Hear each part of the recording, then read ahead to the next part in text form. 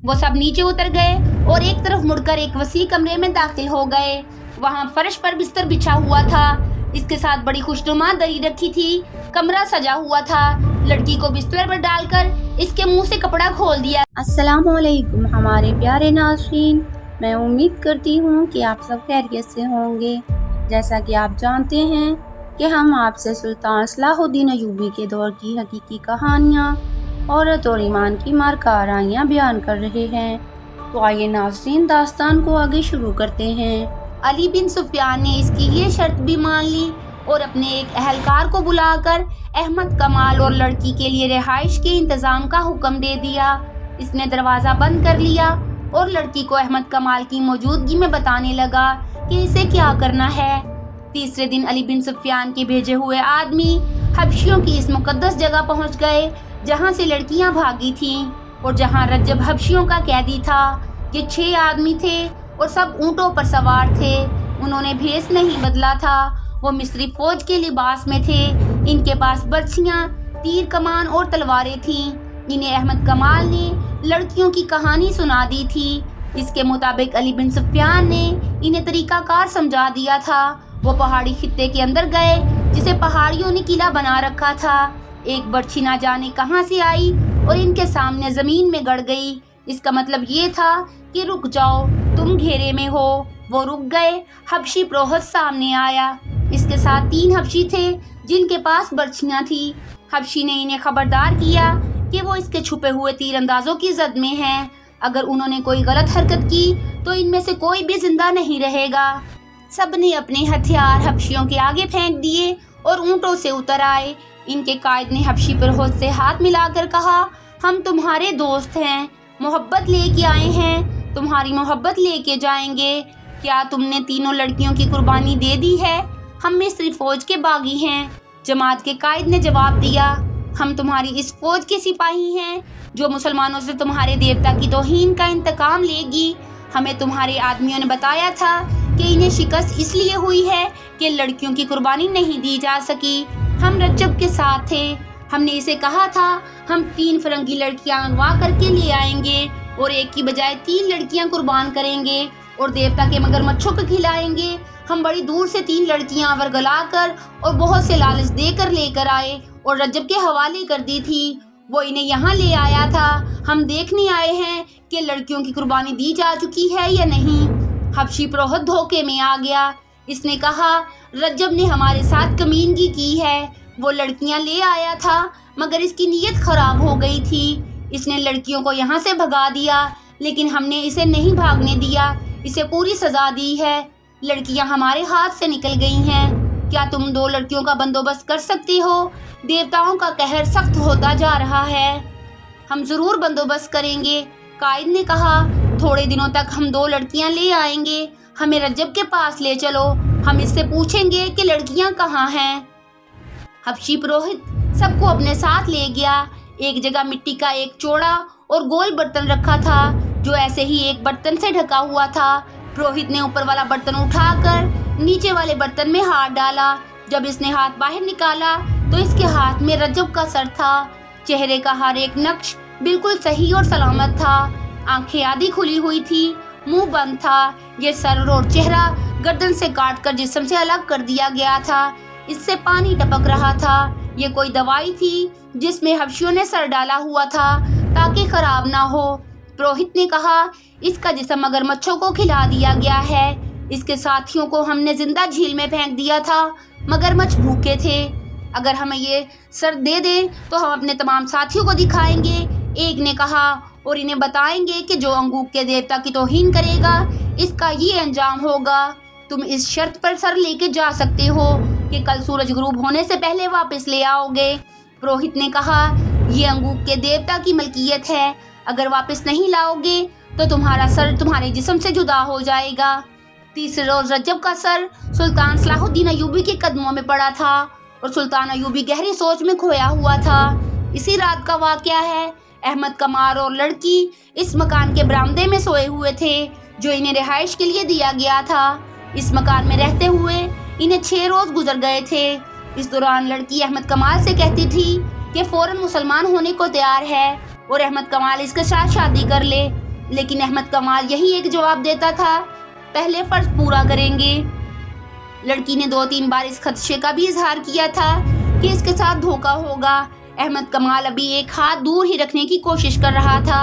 اس دوران لڑکی کے دل سے دہشت اتر گئی تھی اور اب وہ ہوش مندی سے سوچنے کے قابل ہو گئی تھی۔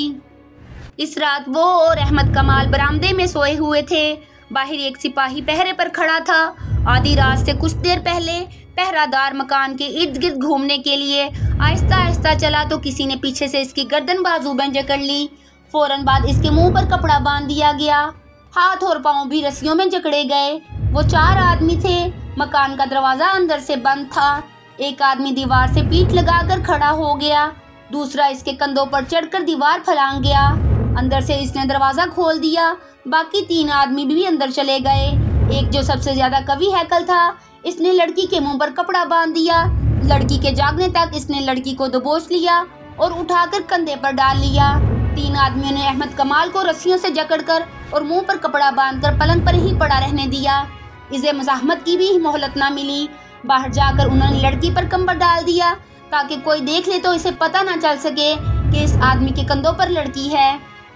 شہر سے 4-5 میل دور فرعونوں کے وقتوں کی ایک بہت ہی وسیع و عریض اور بھول بھلیوں جیسی عمارت کے کھنڈر تھے۔ ان کے متعلق لوگ بہت سی ڈراؤنی باتیں کیا کرتے تھے کہ عمارت کے اندر ایک بلند چٹان ہے۔ اس چٹان کو کاٹ کر بہت سے کمرے اور ان کمروں کے نیچے بھی کمرے بنے ہوئے تھے۔ ان کے اندر وہی جا کر واپس آ سکتا تھا جو ان سے واقف تھا۔ بہت مدت سے کسی نے ان کھنڈروں کے اندر جانے کی جرأت نہیں کی تھی۔ مشہور ہو گیا تھا کہ اندر جنوں بھوتوں کا بسیرا ہے۔ اندر سانپوں کا بسیرا تو ضرور ہی تھا۔ سانپوں کے ڈر سے کوئی اس کھنڈر کے قریب سے بھی نہیں گزرتا تھا۔ بڑی خوفناک کہانیاں سنائی جاتی تھیں۔ اس کے باوجود یہ 4 آدمی جو لڑکی اغوا کر کے لے گئے تھے ان کھنڈروں میں داخل ہو گئے اور داخل بھی اس طرح ہوئے جیسے یہی ان کا گھر تھا۔ وہ غارنما کمروں، غلام گردشوں اور اندھیری گلیوں میں سے بغیر رکے گزرتے گئے۔ آگے مشلوں کی روشنی تھی۔ ان کے قدموں کی آہٹوں سے چمگادڑ اڑتے اور پھڑپھڑاتے تھے۔ چھپکلیاں اور رینگنے والی کئی چیزیں ادھر ادھر بھاگتی پھر رہی تھی۔ اندر مکڑیوں کے جالے اور کائی بھی تھی۔ وہ چٹان میں بنے ہوئے ایک کمرے سے داخل ہو گئے۔ وہاں ایک آدمی مشل لیے کھڑا تھا جو ان کے آگے آگے چل پڑا۔ آگے سیڑھیاں تھیں جو نیچے اترتی تھیں۔ وہ سب نیچے اتر گئے اور ایک طرف مڑ کر ایک وسیع کمرے میں داخل ہو گئے۔ وہاں فرش پر بستر بچھا ہوا تھا۔ اس کے ساتھ بڑی خوشنما دری رکھی تھی۔ کمرہ سجا ہوا تھا۔ لڑکی کو بستر پر ڈال کر اس کے منہ سے کپڑا کھول دیا گیا۔ لڑکی غصے سے بولی، میرے ساتھ یہ سلوک کیوں کیا گیا ہے؟ میں مر جاؤں گی، کسی کو اپنے قریب نہیں آنے دوں گی۔ اگر تمہیں وہاں سے اٹھوا نہ لیا جاتا تو کل صبح تمہیں جلاد کے حوالے کر دیا جاتا۔ ایک آدمی نے کہا، میرا نام فیض الفاطمی ہے، تمہیں میرے پاس آنا تھا۔ باقی 2 کہاں ہیں؟ تم اکیلی کیسے پکڑی گئی ہو؟ رجب کہاں ہے؟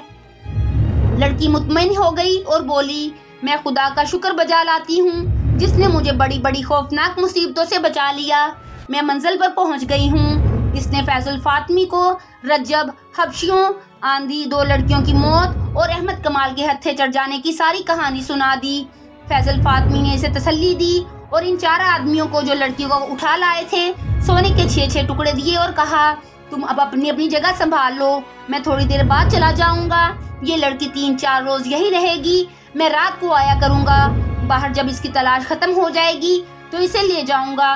4 آدمی چلے گئے اور کھنڈر کے چاروں طرف ایسی جگہوں پر بیٹھ گئے جہاں سے باہر نظر رکھی جا سکتی تھی۔